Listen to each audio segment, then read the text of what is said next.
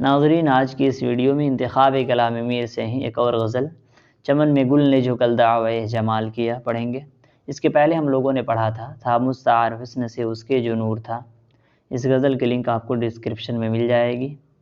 تو آئیے پہلا شعر دیکھتے ہیں۔ چمن میں گل نے جو کل دعوی جمال کیا، جمال یار نے منہ اس کا خوب لال کیا۔ اس پہلے شعر میں چند الفاظ ہیں۔ چمن کے معنی ہے باغیچہ، گل کے معنی پھول، دعوی جمال خوبصورتی کا دعویٰ، جمال کے معنی خوبصورتی ہوتا ہے۔ تو چمن میں گل نے جو کل دعوی جمال کیا، میر صاحب یہ کہہ رہے ہیں کہ کل باغیچے میں گل نے یعنی ایک پھول نے اپنی خوبصورتی کا دعویٰ کیا اور غرور اور تکبر میں یہ ظاہر کرنے کی کوشش کی کہ اس کی خوبصورتی کے سامنے دنیا کی خوبصورتی بہت معمولی اور حقیر درجے کی ہے، یعنی اس کی خوبصورتی کا مقابلہ کوئی نہیں کر سکتا۔ جمال یار نے منہ اس کا خوب لال کیا، یعنی گل کو تو یہ دعویٰ تھا کہ اس کی خوبصورتی کے سامنے دوسری خوبصورتیاں بہت معمولی اور حقیر درجے کی ہے، لیکن گل نے جب جمال یار یعنی یار کی خوبصورتی کو دیکھا، میرے محبوب اور میرے معشوق کی خوبصورتی کو دیکھا، تو مارے شرم کہ اس کا منہ لال ہو گیا اور وہ اپنے کہے ہوئے پہ شرمندہ تھا۔ اگلا شعر دیکھیے۔ بہار رفتہ پھر آئی تیرے تماشے کو، چمن کو یمن قدم نے تیرے نہال کیا۔ بہار رفتہ، بہار سے مراد موسم بہار ہے۔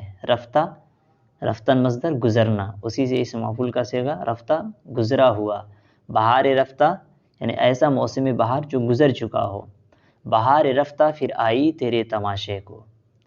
میر صاحب یہ کہہ رہے ہیں کہ بہار رفتہ یعنی موسم بہار جو گزر چکا تھا اور موسم خزاں آ چکا تھا، اب موسم بہار اگلے سال جو آنے والا تھا، لیکن اس کو تیرے آنے کی اطلاع ملی۔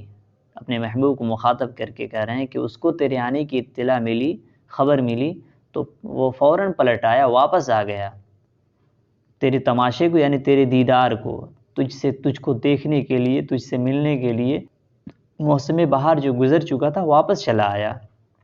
چمن کو یمن قدم نے تیرے نہال کیا۔ اپنے محبوب کو مخاطب کر کے یہ کہہ رہے ہیں کہ چمن کو یمن قدم نے، یمن کے معنی آتا ہے برکت، قدم پاؤں، یمن قدم پاؤں کی برکت، قدم کی برکت۔ چمن کو یمن قدم نے تیرے نہال کیا، نہال کے معنی سرسبز و شادابی، خوشحالی۔ میر صاحب اپنے محبوب کو ہی مخاطب کر کے کہہ رہے ہیں کہ باغیچے کو تیرے پاؤں کی برکت نے، تیرے قدم کی برکت نے، تیری تشریف آوری نے باغیچے کو سرسبز و شاداب کر دیا، خوشحال کر دیا۔ گویا کہ باغیچے میں جو موسم بہار کے چلے جانے کے بعد موسم خزاں کا دور آ چکا تھا، ہر طرف خشکی و سوکھا پن پھیلا ہوا تھا، لیکن تیرے آنے کے، تیرے قدم کی برکت سے، تیرے قدم رکھنے کی برکت سے پورا چمن، پورا باغیچہ سرسبز و شاداب ہو گیا، خوشحال ہو گیا۔ آخری شعر دیکھیے۔ لگا نہ دل کو کہیں کیا سنا نہیں تو نے، جو کچھ کہ میر کا اس عاشقی نے حال کیا۔ اس آخری شعر میں میر صاحب نصیحت کر رہے ہیں، لوگوں کو یہ نصیحت کر رہے ہیں کہ لگا نہ دل کو کہیں، کہ کہیں دل کو نہ لگا، یعنی دنیاوی چیزوں میں، دنیاوی لوگوں میں دل کو نہ لگا۔ کیا تو نے نہیں سنا، کیا سنا نہیں تو نے ان لوگوں کے واقعات کے جن لوگوں نے ان دنیاوی چیزوں میں اور دنیا میں دل لگایا؟ کیا تم نے ان کے واقعات نہیں سنے کہ ان کا کیا انجام ہوا، کیا حشر ہوا؟ چونکہ میر صاحب ایک صوفی شاعر گزرے ہیں، اس لیے ان کی شاعری میں جا بجا صوفیانہ جھلک مل جاتی ہے۔ اس شعر میں بھی کچھ اسی کی معمولی سی جھلک ہے۔ میر صاحب یہ کہہ رہے ہیں لگا نہ دل کو کہیں، یعنی کہیں دل کو نہ لگا، کیونکہ دنیا یہ فانی ہے اور جو چیز فنا ہونے والی ہے ان سے دل لگانے سے کیا فائدہ؟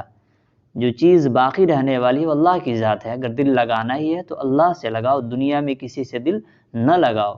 آگے کہہ رہے ہیں جو کچھ کہ میر کا اس عاشقی نے حال کیا۔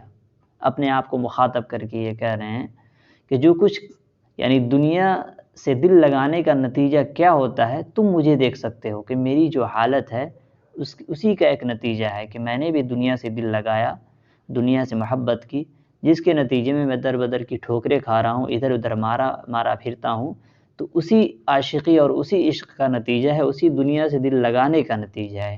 اس لیے میں تمہیں نصیحت کرتا ہوں کہ تم مجھ سے اور گزشتہ لوگوں کے واقعات سے سبق حاصل کرو اور اس دنیا سے دل نہ لگاؤ، اس سے دور رہو۔